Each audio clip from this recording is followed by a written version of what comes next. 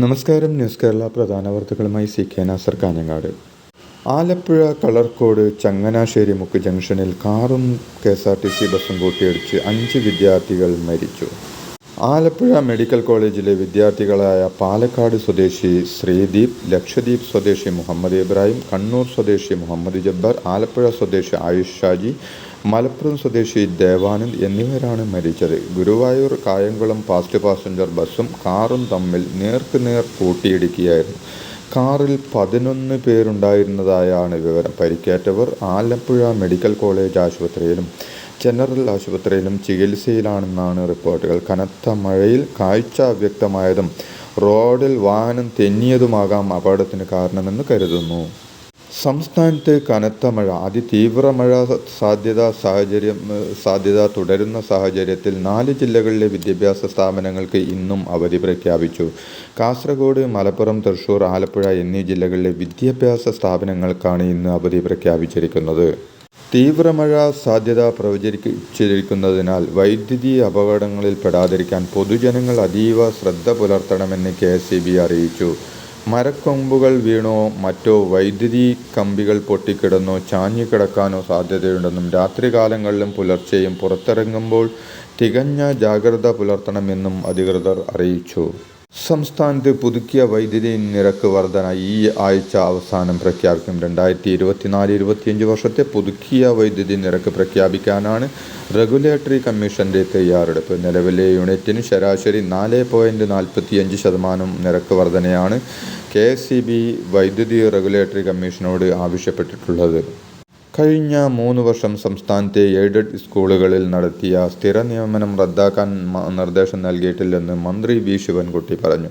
ഇത് സംബന്ധിച്ച് പ്രചരിച്ചിരുന്ന വാർത്ത തെറ്റാണെന്നും മന്ത്രി സ്ഥിരീകരിച്ചു. ഹൈക്കോടതി വിധിക്ക് വിരുദ്ധമായുള്ള പ്രപ്പോസലുകൾ തിരികെ നൽകാൻ മാത്രമാണ് നിർദ്ദേശം നൽകിയതെന്നും പൊതുവിദ്യാഭ്യാസ ഡയറക്ടർ അപ്രകാരം സർക്കുലർ ഇറക്കിയിട്ടില്ലെന്നും മന്ത്രി വിശദീകരണം നൽകി. IAS ഉദ്യോഗസ്ഥൻ K. ഗോപാലകൃഷ്ണനെതിരെ മല്ലു ഹിന്ദു വാട്സപ്പ് ഗ്രൂപ്പ് വിവാദത്തിൽ കേസെടുക്കാൻ കഴിയില്ലെന്ന് റിപ്പോർട്ട്. പ്രാഥമിക അന്വേഷണം നടത്തിയ നാർക്കോട്ടിക് സെൽ അസിസ്റ്റന്റ് കമ്മീഷണറാണ് റിപ്പോർട്ട് നൽകിയത്. സുപ്രീം കോടതി വിധികൾ ചൂണ്ടിക്കാട്ടിയാണ് report. Kollam DCC general secretary നൽകിയ പരാതിയിലായിരുന്നു പ്രാഥമിക അന്വേഷണം. ചെങ്ങന്നൂർ മുൻ MLA K. രാമചന്ദ്രൻ്റെ മകൻ്റെ നിയമനത്തിൽ സുപ്രീം കോടതി സംസ്ഥാന സർക്കാരിൻ്റെ അധികാര ദുർവിനിയോഗവും സ്വജനപക്ഷപാതവും കണ്ടെത്തിയ സാഹചര്യത്തിൽ മുഖ്യമന്ത്രി പിണറായി വിജയൻ രാജിവെക്കണമെന്ന് K. സുധാകരൻ MP ആവശ്യപ്പെട്ടു. ഹൈക്കോടതി റദ്ദാക്കിയ നിയമനമാണ് സുപ്രീം കോടതിയും ശരിവെച്ച്. പരമോന്നത കോടതിയിൽ നിന്ന് വരെ തിരിച്ചടി കിട്ടിയ മുഖ്യമന്ത്രിക്ക് ഇനി അധികാരത്തിൽ തുടരാൻ അർഹതയില്ലെന്ന് സുധാകരൻ പറഞ്ഞു.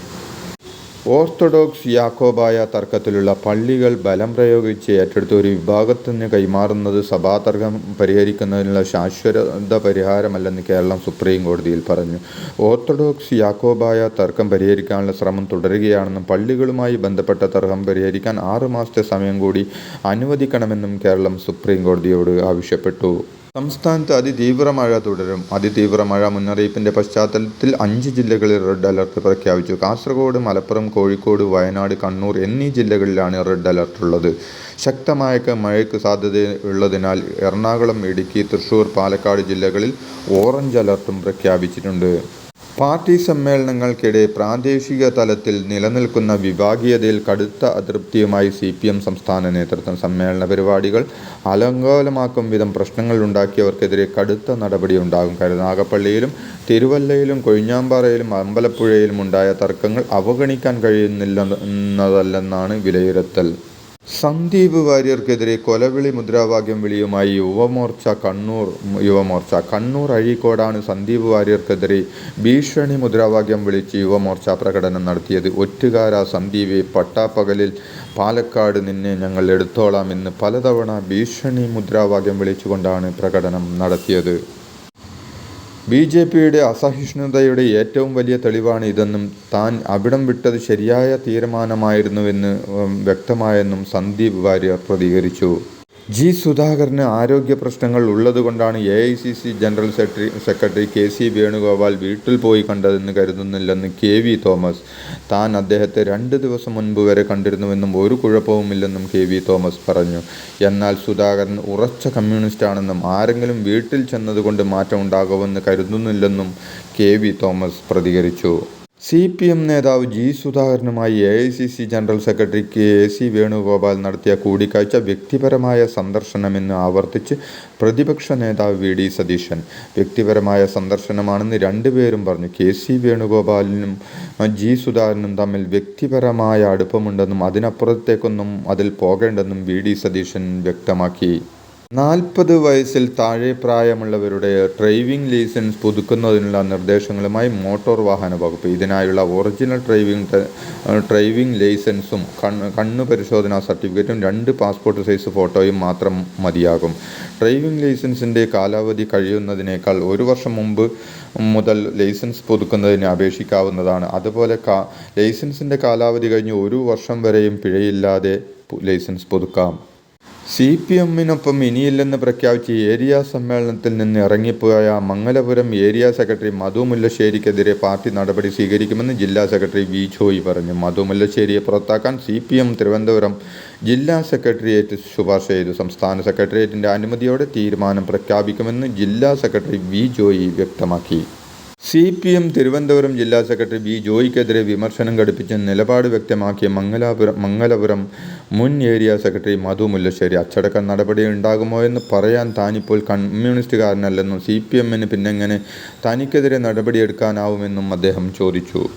മുനമ്പത്തെ സമരം നടക്കുന്ന ഭൂമി വഖഫ് ഭൂമിയല്ലെന്ന് പ്രതിപക്ഷ നേതാവ് VD സതീശൻ പറഞ്ഞു. ദാനം കൊടുത്ത സമയത്ത് ആളുകൾ താമസിക്കുന്ന ഭൂമിയാണിതെന്നും അങ്ങനെയുള്ള ഭൂമി വഖഫായി നൽകാനാവില്ലെന്നും പ്രതിപക്ഷ നേതാവ് പറഞ്ഞു. മുനമ്പം സമരപ്പന്തൽ സന്ദർശിച്ച് സംസാരിക്കുകയായിരുന്നു അദ്ദേഹം.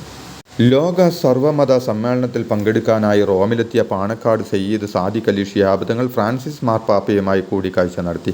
കൂടിക്കാഴ്ചയ്ക്കിടെ ഇസ്ലാമിക കലയെയും വാസ്തുകലയെയും സംബന്ധിച്ച പുസ്തകം പാണക്കാട് സയ്യിദ് സാദിഖ് അലി ശിഹാബ് തങ്ങൾ മാർപ്പാപ്പയ്ക്ക് കൈമാറി. പരസ്പര സ്നേഹത്തിൻ്റെയും സാഹോദര്യത്തെയും അനർഘമായ നിമിഷങ്ങളായിരുന്നു കൂടിക്കാഴ്ചയെന്നും മനുഷ്യർ ആശയവ്യത്യാസങ്ങളുടെ പേരിൽ വെവ്വേറെ കളങ്ങളിലേക്ക് ചുരുങ്ങിക്കൊണ്ടിരിക്കുന്ന ലോക സാഹചര്യത്തിൽ പരസ്പരത്തിൻ്റെയും സഹവർത്തിത്വത്തിൻ്റെയും സന്ദേശം പകരുന്ന കൂടിക്കാഴ്ചയും പവിത്രമാണെന്നും തങ്ങൾ പറഞ്ഞു. ഇതോടെ ഇന്നത്തെ പ്രധാന വാർത്തകൾ സമാപിച്ചു. നന്ദി, നമസ്കാരം.